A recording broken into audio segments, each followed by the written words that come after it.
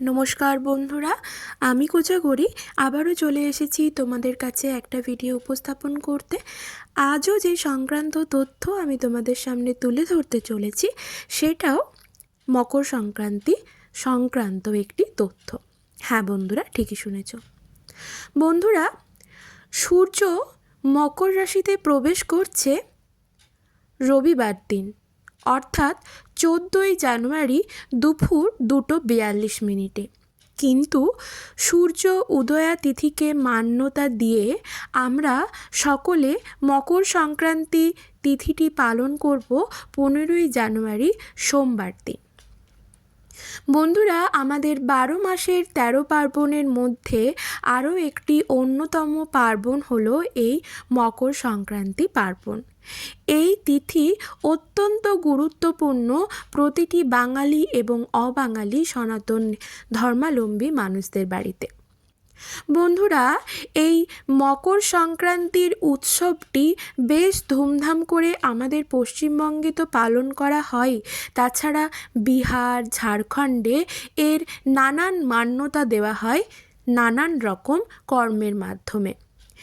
এই মকর সংক্রান্তির দিন বিহার এবং ঝাড়খণ্ডের রাজ্যগুলিতে প্রায় প্রতিটি ঘরে খিচুড়ি দেওয়া নেওয়া, পিঠে পায়েস দেওয়া নেওয়া, মালপোয়া সমস্ত কিছু আদান প্রদানের মান্যতা দেওয়া হয়।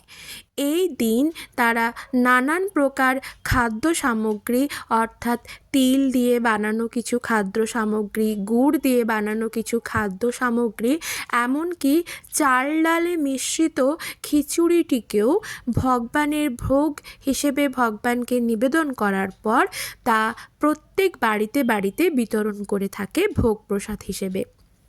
তাই বন্ধুরা, এই মকর সংক্রান্তির দিনটি বিশেষ দিন হিসেবে মান্যতা দেওয়া হয় আমাদের জ্যোতিষশাস্ত্রে। তাই এই মকর সংক্রান্তির দিন যখন সূর্য উদিত হবে, সেই সূর্য উদিত হবার সময় যদি পারো তোমার বাড়ির সদর দরজার সামনে ঢেলে দাও এই জল। 1 ঘটি জল তোমাকে রেডি করে রাখতে হবে এবং সেই জল তোমাকে ঢেলে দিতে হবে মকর সংক্রান্তির দিন সকালবেলায় সূর্য যখন ঠিক উদিত হবে ঠিক সেই সময়। কিভাবে কি প্রসেসে সেই জলটি তুমি তৈরি করে রাখবে, কোথায় বা রাখবে, আর কেমন করেই বা ঢালবে, সমস্ত তথ্য তোমাদের সাথে আজ আমি শেয়ার করব। তবে চলো তার আগে আমি একটু ইন্ট্রোটা দিয়ে ফেলি। বন্ধুরা, আমি ওমের মা চ্যানেলে তোমাদের আবারও সুস্বাগতম। আশা করি সকলে খুব ভালো আছো, সুস্থও আছো, আমিও আছি। বন্ধুরা, আর কয়েক ঘন্টা তারপরে আমরা মহা ধুমধাম সহকারে পালন করব মকর সংক্রান্তি। তাই মকর সংক্রান্তির দিন সকলে চেষ্টা করবে সকাল সকাল ঘুম থেকে ওঠার, বেশি সময় ধরে বিছানায় না শুয়ে থাকার। সেই দিন সকাল সকাল ঘুম থেকে উঠে স্নান করে শুদ্ধ বস্ত্র পরিধান করে একটি ঘিযুক্ত প্রদীপ সর্বপ্রথম প্রজ্বলন করবে তোমার ঠাকুর ঘরে, ঠাকুরের সিংহাসনের কাছে, বা তুমি যেখানে ঠাকুর রাখো সেইখানে। তবে আজ আমি এখন যে কথা তোমাদের সাথে আলোচনা করব বা যেটা জানাতে চলেছি সেটা হলো এই মকর সংক্রান্তির আগের দিনে তোমাদেরকে একটি জল রেডি করে রাখতে হবে। কি উপায়ে বা কি প্রসেসে জানতে খুব ইচ্ছে করছে, তাই তো চলো আর বেশি দেরি না করে শুরু করে ফেলি। বন্ধুরা, সূর্য মকর রাশিতে প্রবেশ করছে সূর্য উদয়া তিথি হিসেবে তো সোমবার, কিন্তু সূর্য মকর রাশিতে প্রবেশ করছে রবিবার, অর্থাৎ 14ই জানুয়ারি দুপুর 2:42। কিন্তু সূর্য উদয়া তিথিকে আমরা মান্যতা দিয়ে আমরা মকর সংক্রান্তিটি পালন করব সোমবার, অর্থাৎ 15ই জানুয়ারি। সূর্য যখন উদিত হবে ঠিক সেই মুহূর্তে তোমাদের এই ক্রিয়াটি সম্পন্ন করতে হবে। কি উপায়ে কখন করবে সবটাই বলছি, চলো তবে শুনে নাও। বন্ধুরা, মকর সংক্রান্তির দিন সূর্য যেই সময় উদিত হবে সেই সময় তোমরা কিন্তু স্নান করে নেবে। কারোর যদি বাড়ির সামনে ভালো প্রতিষ্ঠিত পুকুর থাকে বা নদী বা সমুদ্রে গিয়ে যদি স্নান করা সম্ভব হয়, অবশ্যই সেখানে স্নান করবে এবং সূর্যদেবের উদ্দেশ্যে জল নিবেদন করবে। এটা মকর সংক্রান্তির দিন করতে হয়। এরপর যাদের বাড়ির সামনে কোনো পুকুর মানে প্রতিষ্ঠিত পুকুর, নদী বা সমুদ্র নেই, তারা সেক্ষেত্রে কি করবে? তারা কি স্নান করবে না? তারা কি একটু পুণ্য লাভ করবে না?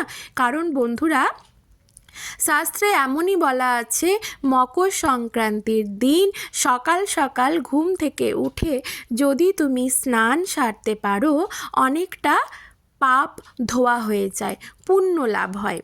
আশা করি বোঝাতে পারলাম।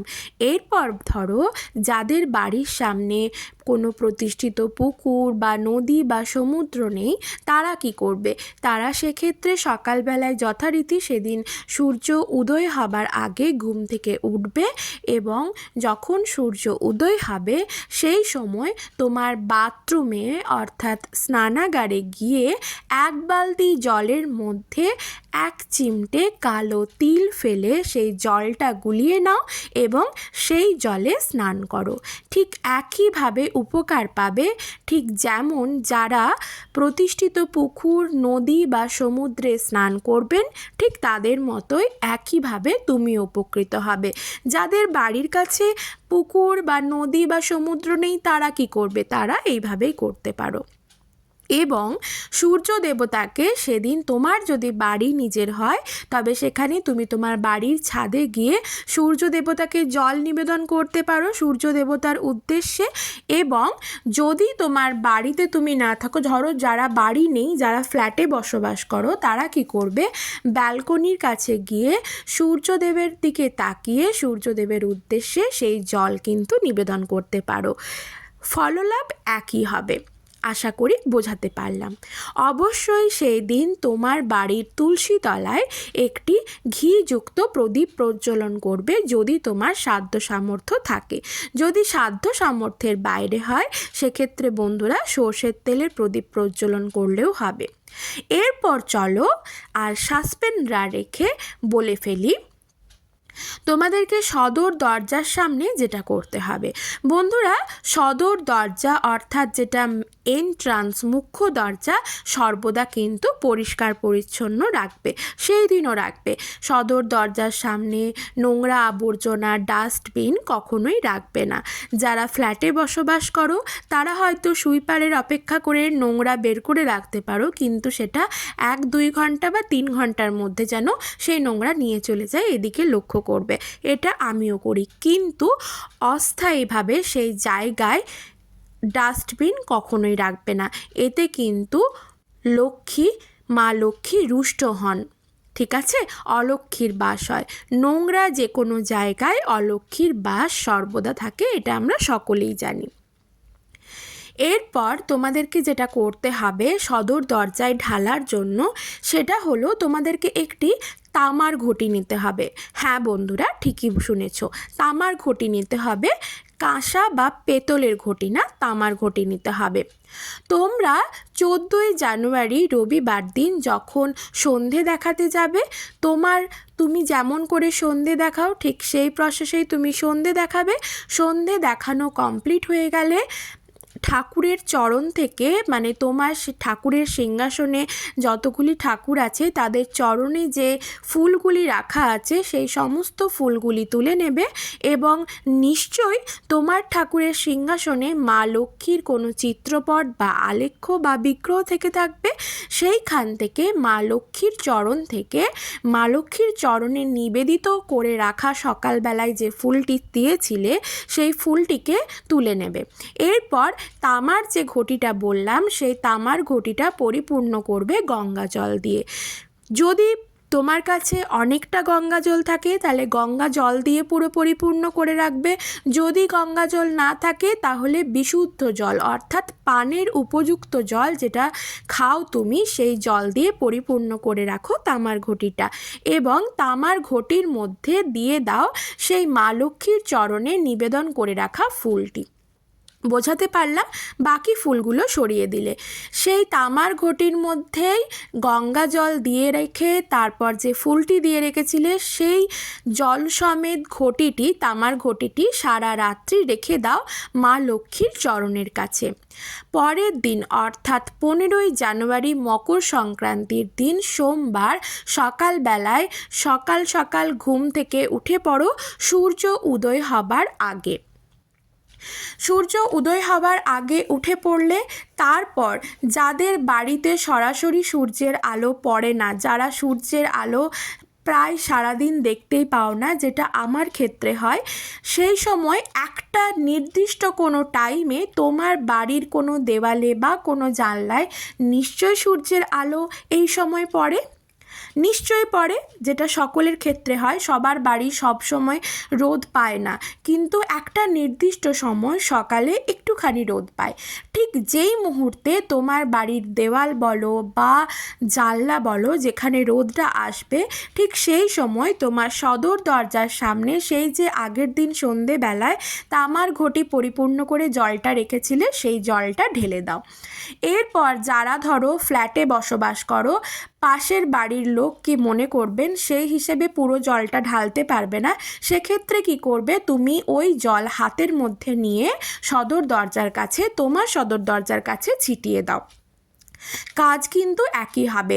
এর থেকে কি হবে বলো তো, বাস্তুদোষ চিরতরে দূরীভূত হবে, তোমার কাছে প্রচুর অর্থ আসবে, তোমার আটকে থাকা কাজ খুব সহজেই সমাধান হয়ে যাবে, তোমার রোগে জরাজীর্ণ শরীর থেকে তুমি মুক্তি পাবে। এমনকি তোমার বাড়ির মধ্যেও কোনো যদি অসুস্থ ব্যক্তি থেকে থাকেন, তিনিও মুক্তি পাবেন মা লক্ষ্মীর কৃপায় রোগ থেকে। তোমার জীবনে কখনো অর্থাভাব এবং অন্নাভাব চিরতরে মুছে যাবে, কোনো দিনও অর্থাভাব অন্নাভাব থাকবে না। বন্ধুরা, আমি এই ক্রিয়াটি আগের বছর মকর সংক্রান্তির দিন করেছিলাম, আমি হাতে নাতে ফললাভ করেছি, আশা করি তোমরাও ফললাভ করবে। কিন্তু বন্ধুরা, টোটকা উপাচার সম্পন্ন করতে গেলে অবশ্যই ভগবানের ওপর আস্থা আর বিশ্বাস রাখতে হবে, আর মনে ভক্তি রাখতে, মনের মধ্যে পজিটিভিটিটাকে কাজ করাতে হবে। যদি এইভাবে তুমি এই ক্রিয়াটি সম্পন্ন করতে পারো, হাতে নাতে ফললাভ করবে। সবাই ভালো থেকো।